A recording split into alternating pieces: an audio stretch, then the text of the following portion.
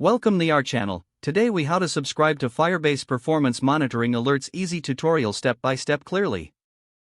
In this tutorial, we will walk you through the process of subscribing to Firebase Performance Monitoring Alerts. First, open your web browser and navigate to the Firebase console. Log in to your Google account if prompted. Select your project from the list displayed on the Firebase console homepage. In the left sidebar, click on Performance. Once in the Performance Monitoring section, look for the gear icon or settings option in the upper right corner.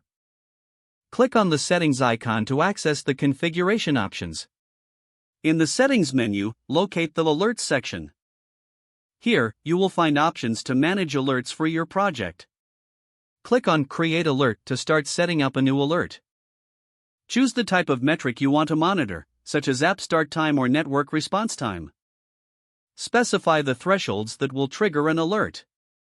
You can set conditions like greater than or less than a specific value.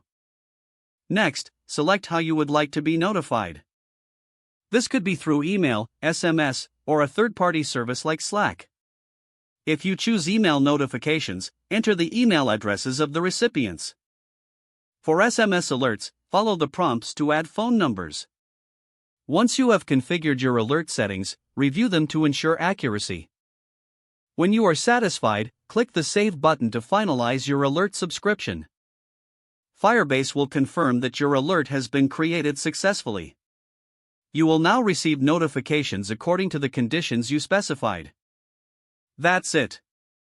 If the page does not load, refresh the browser or try again in a private or incognito window. Make sure you are using the correct email address, then retype it carefully to avoid small typos. If your password is not accepted, use the reset option and create a new strong password you can remember. Check your spam folder for verification or security emails, then complete any requested confirmation steps.